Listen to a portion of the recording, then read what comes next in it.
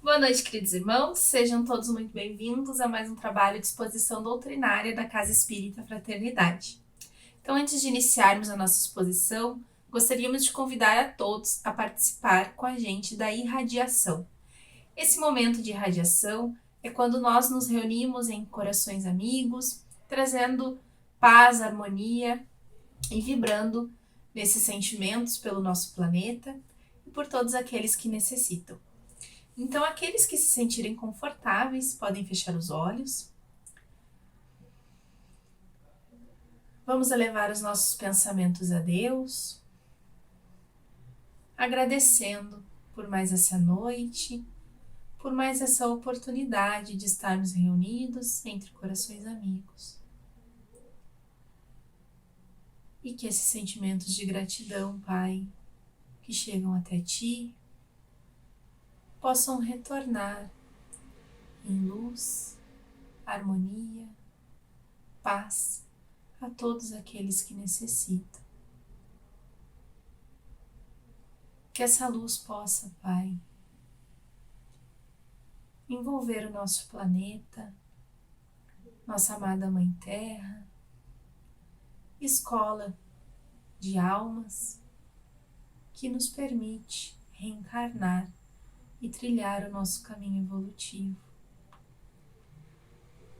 Que essa vibração possa também, Pai, chegar aos corações dos nossos irmãos que se encontram nos hospitais, nas penitenciárias, nas casas de abrigo,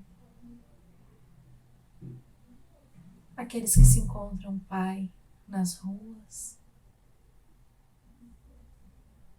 Que todos esses corações possam ser aliviados. Te pedimos, Pai, também pelos nossos lares, por aqueles que amamos, por aqueles que ainda temos dificuldades. Que todos esses corações, Pai, possam ser, nesse momento, envolvidos por essa luz que emana de Ti. Gratos somos, Pai, por essa oportunidade. Pedimos também ao Mestre, amigo Jesus, governador espiritual do nosso planeta, que possa estar conosco nessa noite, nesse trabalho, nos auxiliando no entendimento daquilo que é necessário para cada um de nós. E que assim seja. Então, queridos irmãos, ficamos agora com o nosso expositor da noite. Paz e luz a todos, e nestes momentos envolvidos no amor do Mestre Jesus, que possamos todos nós, então, estarmos conectados com os benfeitores de luz para mais um momento de exposição doutrinária da Casa Espírita Fraternidade. Nestes momentos, então, meus irmãos, após a irradiação que foi feita, estamos então assim nessa sintonia de iluminação através dos ensinos da doutrina espírita. E hoje então com o nosso tema para a exposição desta noite, a força e a fé. E para este tema nós usamos as obras O Evangelho segundo o Espiritismo, a Gênese, o Livro dos Espíritos, o Lampadário Espírita, o Consolador, Jesus e o Evangelho na Psicologia Profunda. Então, para nós iniciarmos a nossa exposição doutrinária, nós buscamos lá, então, no capítulo 27, no item 8 do Evangelho segundo o Espiritismo, um exemplo Este exemplo nos traz ali um homem que está perdido no deserto. E ele está com muita sede. Esta sede, então, o está deixando fraco. E ele, então, abatido, desfalecido, ele cai por terra. E quando ele cai por terra, este homem, ele leva o seu pensamento a Deus. Através do seu pensamento, ele busca o auxílio nessas necessidades do momento em que ele está vivendo, que é a sede.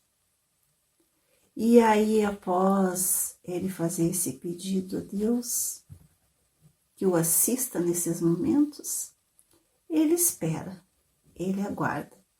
Mas, meus irmãos, não virá nenhum anjo trazer-lhe um copo de água, uma jarra de água para dar-lhe de beber.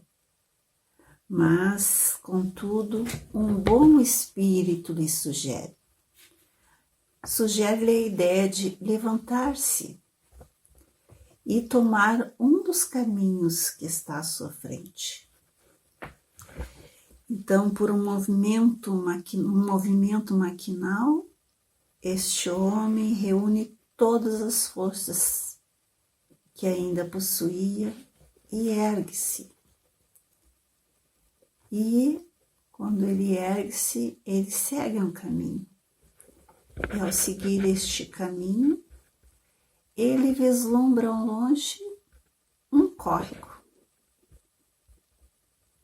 E ao ver este córrego, ganha este homem coragem.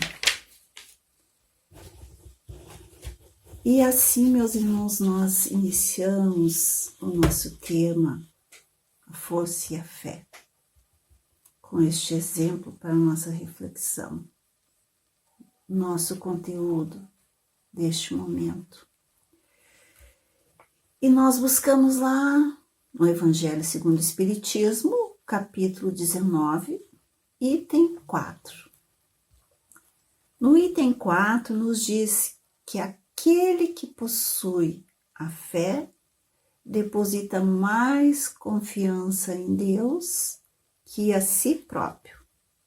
Por quê? Porque ele sabe que nós somos um simples instrumento da vontade divina, que nada nós podemos sem Deus. E por essa razão que os bons espíritos vêm a nos auxiliar, nos assistir. Mas pensemos nós, neste homem perdido no deserto, que teve sede e pediu ajuda e recebeu o auxílio. Se este homem tem fé, ele exclamará: obrigada, meu Deus, pela ideia que me inspiraste e pela força que me deste. Mas, se falta fé a este homem, ele dirá: que boa ideia tive. Que sorte a minha de tomar o caminho da direita ao invés do da esquerda. Quanto me felicito pela minha coragem e por não ter deixado abater-me. Isso é que nos traz esse item 4, nos falando que aquele que possui fé deposita mais confiança em Deus que a si próprio, porque sabe que é um simples instrumento da bondade divina. E que nada nós podemos sem Deus.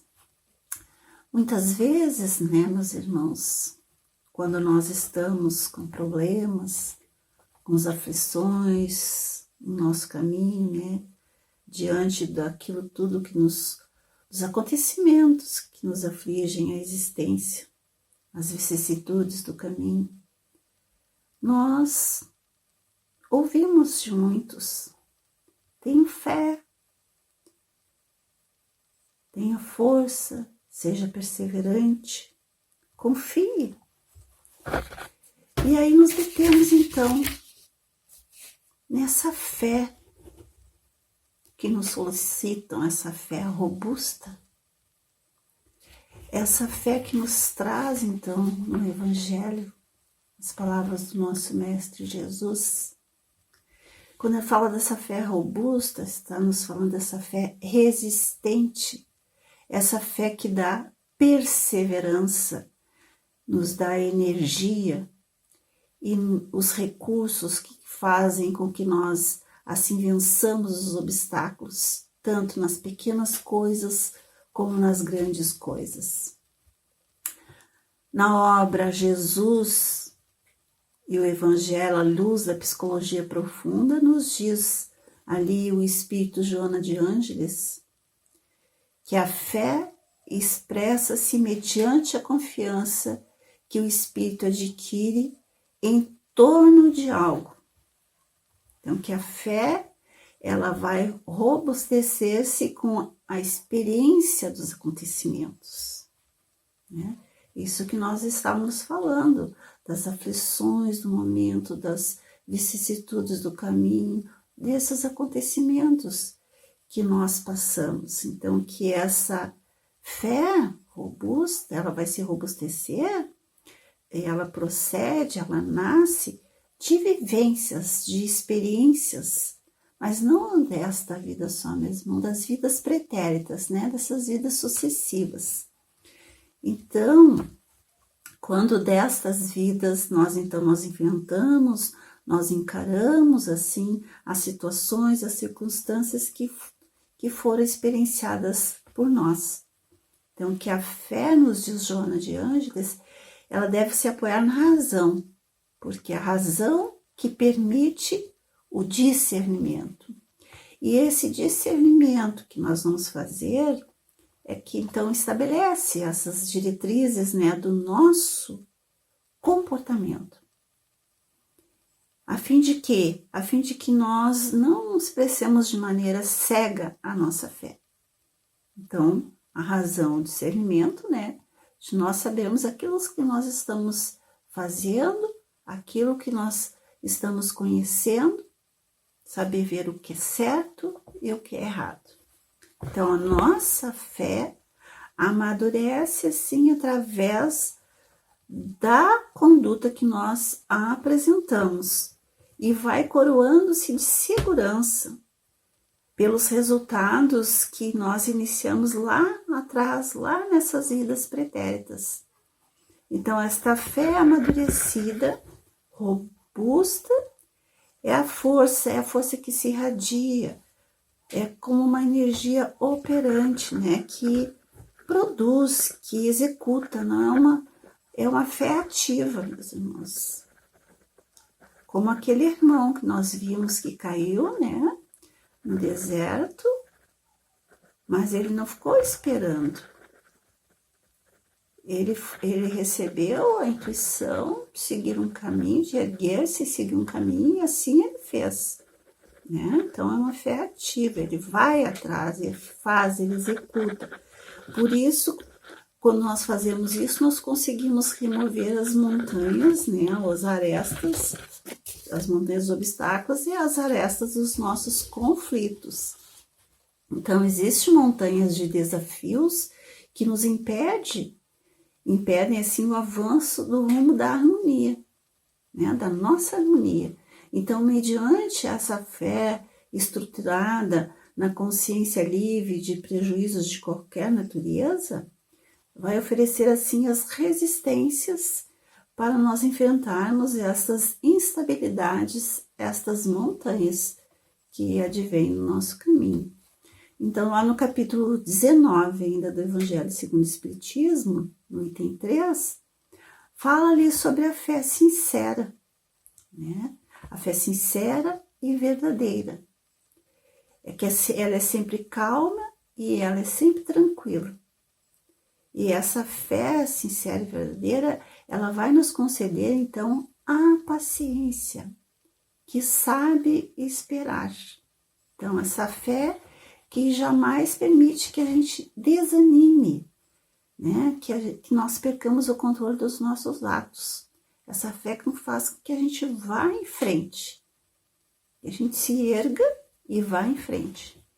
Então, se temos a fé sincera, o nosso ponto de apoio é na inteligência, ou seja, na compreensão das coisas. Por que nós estamos passando por aflições? Quais são as aflições? Né? O que a gente tem que fazer? Então, são situações que nos vêm, nós temos que buscar a compreensão delas. Então, essa é a fé sincera. Então, essa fé, ela necessita de uma base. Essa base é a inteligência perfeita daquilo em que se deve crer. Então, nós vivenciamos, irmãos, momentos difíceis. Nós estamos passando por um período de transformação, de crescimento moral, mas nós já não caminhamos às cegas, né? Porque o Espiritismo está a iluminar o nosso caminho. Com o conhecimento à luz da doutrina espírita, nós sabemos de onde nós viemos, para onde iremos, por que estamos na Terra. Então, nós sabemos que nós não estamos limitados a alguns instantes de uma existência transitória, que a vida espírita ela não se interrompe por efeito da morte, que nós já vivemos e tornaremos a viver, e que nada se perde do que haja ganho em perfeição. A gente não perde nada disso. Então, quando todos os homens estiverem convencidos de que Deus é o mesmo para todos, de que este Deus soberanamente justo e bom, nada de injusto pode querer, né? Que é dos homens que vem o mal, todos então se considerarão filhos do mesmo Pai e se estenderão as mãos uns aos outros. Para nós compreendermos, entendermos essa fé, nós temos que buscar lá no capítulo 2 do Evangelho segundo o Espiritismo, item 2 e 5, onde nos fala da vida futura. Porque sem a vida futura, sem nós entendermos que há um segmento, nenhuma razão tem de ser, ou teria, a maior parte dos preceitos morais, né? Aquelas obrigações relacionadas à nossa conduta. Por que fazemos o bem? Não existe vida futura. Para que sermos honestos? Não existe vida futura. Então, a ideia clara e precisa que se faça da vida futura proporciona, assim, inabalável fé no porvir, no que há de vir. Então, essa fé no porvir, ela acarreta enormes consequências sobre a moralização dos homens, porque ela muda completamente o ponto de vista sobre o qual encaram, assim, a vida terrena. Então, pelo simples fato de duvidar da vida futura, da continuidade da vida, o homem, o que ele faz? Ele dirige todo o seu pensamento para a vida terrestre, sem nenhuma certeza quanto à vida após essa. Então, ele dá tudo ao presente. Nenhum bem estabelecido para ele é mais precioso do que os bens da terra. Então, nos tornamos assim qual criança, né? Que nada mais vê além de ser um brinquedo. Então, nada mais vê do que a vida material. Então, a perda do menor desses bens lhe ocasiona, assim, ardente pesar. Um engano, uma decepção, uma ambição insatisfeita uma injustiça que seja, né, que ele seja vítima, o orgulho, a vaidade feridos são outros tantos tormentos que ele transforma assim a existência numa eterna angústia, infligindo-se ele assim desse modo a si próprio, torturando-se em todos os instantes, né, da sua vida. Então, para quem se coloca pelo pensamento na vida espiritual, a vida corpórea se torna assim, uma simples passagem, uma estada. Então, sabendo temporária, né, e não definitiva assim a sua estada no lugar em que ele se encontra, menos atenção ele presta às preocupações da vida. Ele tem preocupações, ele faz, né, os seus deveres. Mas ele não vai além disso, né? Porque isso vai dar um resultado de calma de espírito, para ele saber lidar com as coisas. Então, o que vai tirar assim esse amargor que as preocupações lhe dariam. Lá no capítulo 5, no item 3 do Evangelho segundo o Espiritismo, nos fala ali também que somente na vida futura pode efetivar-se assim as compensações que Jesus prometeu aos aflitos da terra. No item 18 e 19 deste capítulo 5, nos fala: bem-aventurados os que têm ocasião de provar assim a sua fé, a sua firmeza, a sua perseverança e a sua submissão à vontade de Deus, porque terão assim multiplicado por 100 a alegria que lhes falta na terra, porque sabe que depois do labor virá assim o repouso. Então, e vós que mais sofreis, considerai-vos assim os afortunados da terra. Quando nós desencarnados, quando nós pairávamos no espaço, nós escolhemos as nossas provas, nós nos julgamos bastante fortes para assim as suportar. Por que nós murmuraríamos agora?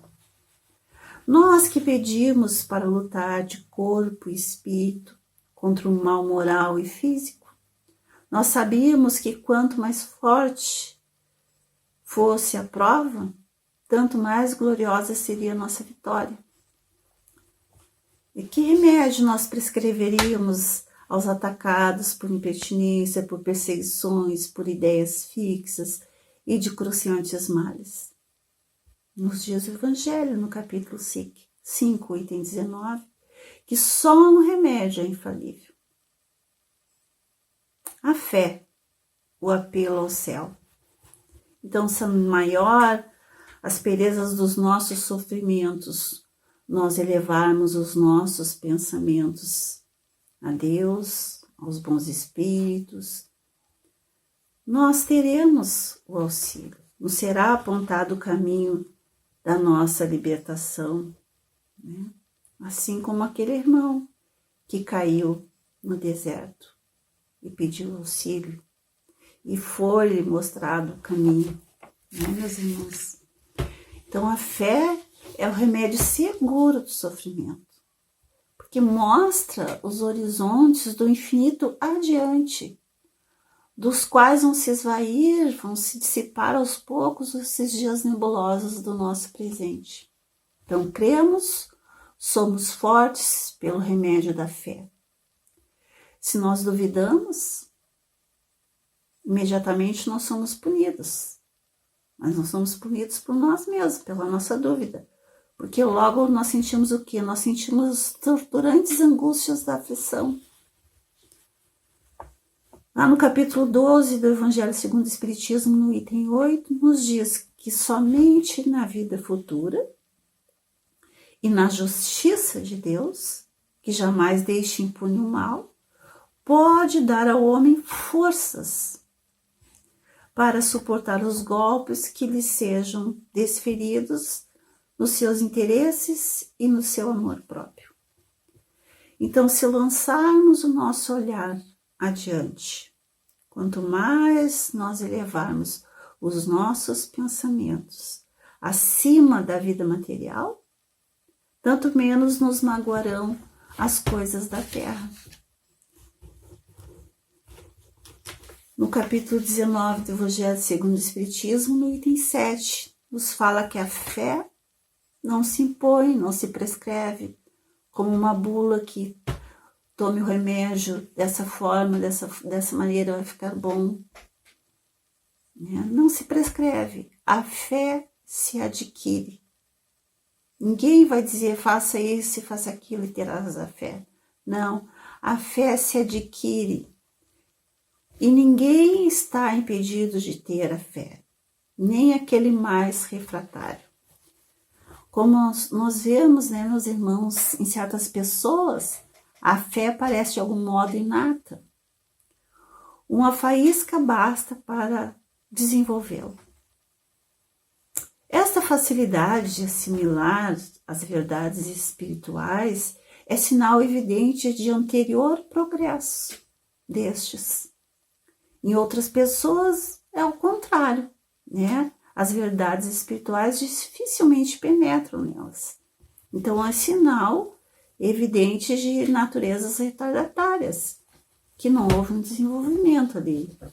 Então, os que têm facilidade, eles já creram, eles já compreenderam e trazem ao renascer, assim, a intuição do que souberam. Estão com a educação feita.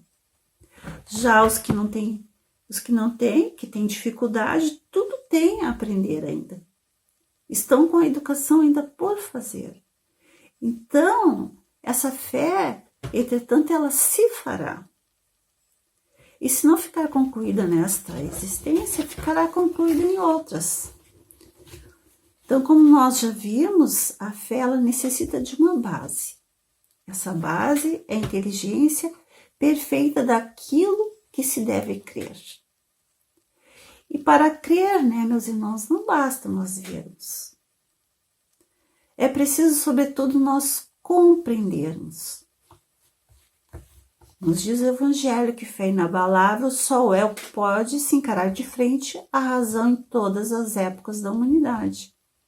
Então, a fé raciocinada por se apoiar nos fatos, nos acontecimentos e na lógica, ou seja, na coerência, no raciocínio, no discernimento, nenhuma obscuridade ela deixa, a fé raciocinada. Então, nós cremos porque nós temos certeza. E ninguém tem certeza senão porque compreendeu. No livro Lampadário Espírita, o Espírito Joana de Ângeles nos diz que nós devemos examinar a aflição que alcança a nossa mente. Que busquemos as causas dessa aflição. E que através da oração e meditando, assim, buscando o porquê disso tudo, o que a gente tem que realizar, que a gente tem que discernir, porque nós discernindo, nós vamos acertar. E que a fé, nos diz ela, é uma chama divina que arde em todas as almas, aguardando o combustível do nosso esforço, para clarear e agigantar-se como mensagens de Deus. Aprendemos, mediante as lições do Espiritismo, através dos impositivos do raciocínio, que fé legítima só é aquela que nós podemos enfrentar face a face à razão. Então, raciocinemos crendo.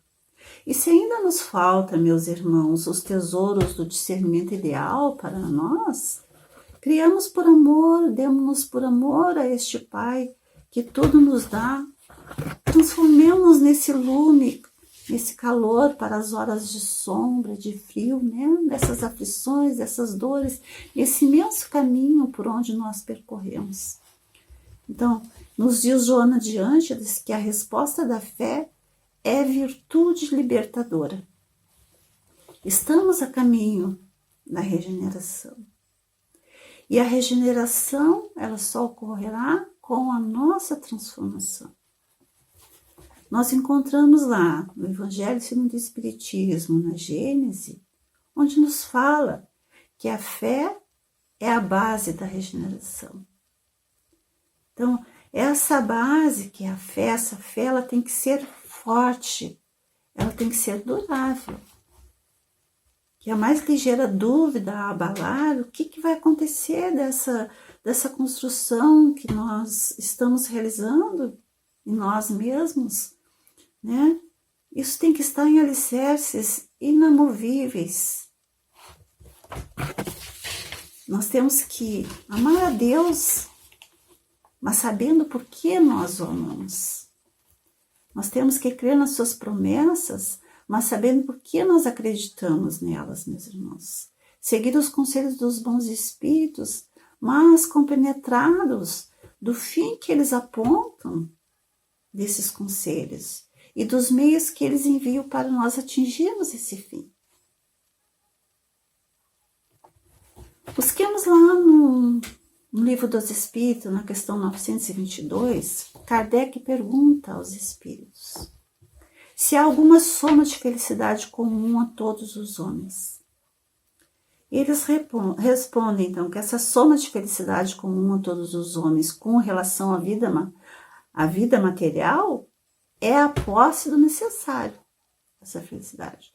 Mas a soma da felicidade comum a todos os homens com relação à vida moral é a consciência tranquila e a fé no futuro. Essa fé no porvir. Então, lembremos-nos, irmãos queridos, no início da exposição, do exemplo que nós trouxemos do capítulo 27, do item 8, do homem perdido no deserto, com sede, que cai abatido, que busca na prece o auxílio, né? E que o auxílio lhe vem, e que ele tem essa fé que o leva em busca desse auxílio. Então, quando nós nos sentimos desfalecidos, volvemos aos nossos pensamentos, levemos o nosso pensamento a Deus, pedindo que nós sejamos fortalecidos, para que assim nós sigamos em frente com essa fé robusta, com essa fé sincera, com essa fé sincera e verdadeira, confiantes nesse porvir.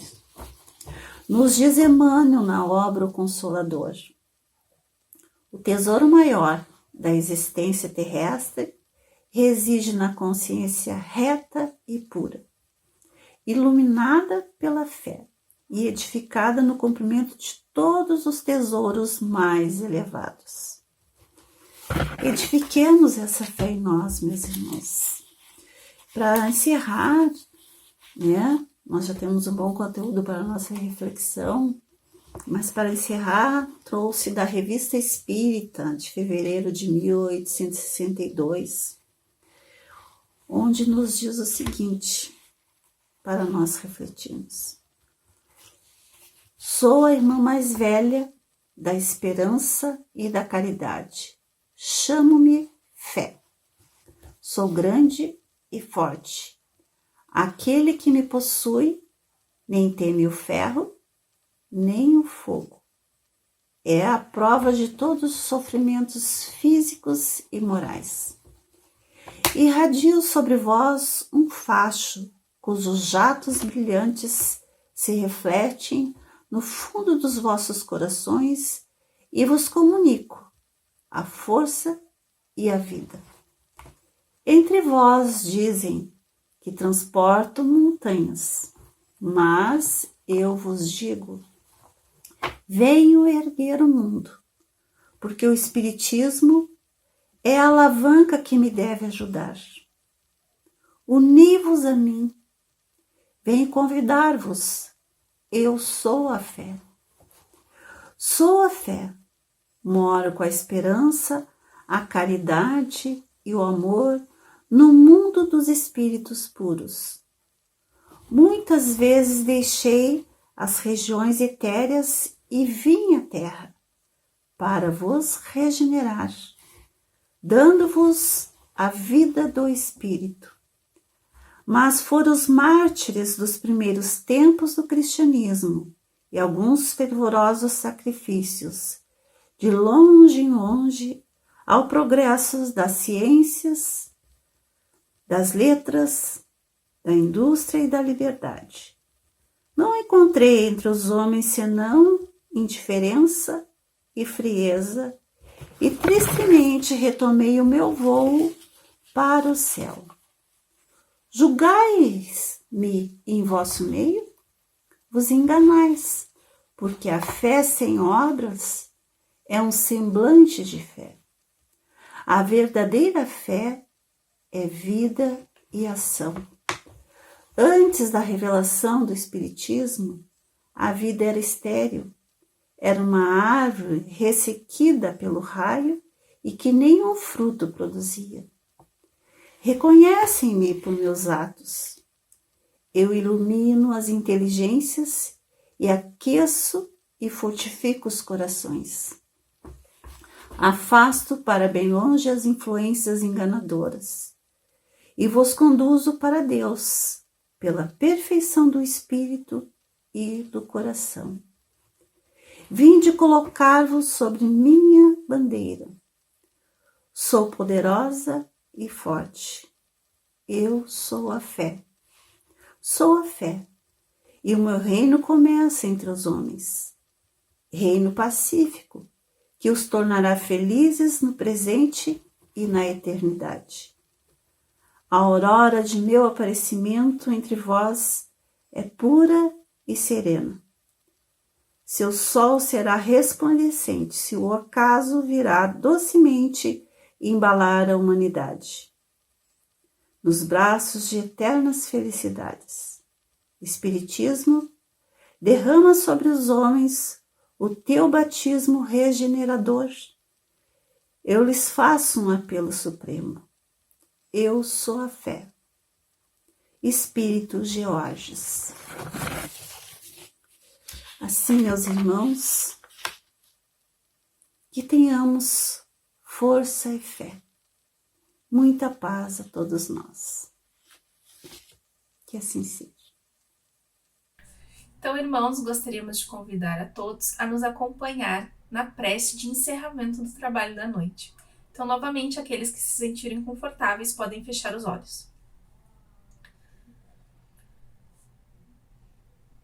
Muito obrigada, querido Pai, por mais essa oportunidade de buscarmos o consolo e o esclarecimento por meio da doutrina dos Espíritos. Que as reflexões da noite possam nos acompanhar durante essa semana, durante os momentos de necessidade, que possamos encontrar nelas a luz necessária para o bom entendimento. Muito obrigada também aos bons amigos que estiveram conosco durante esse trabalho, que eles também possam nos auxiliar durante essa semana. Até a nossa próxima exposição. E que assim seja.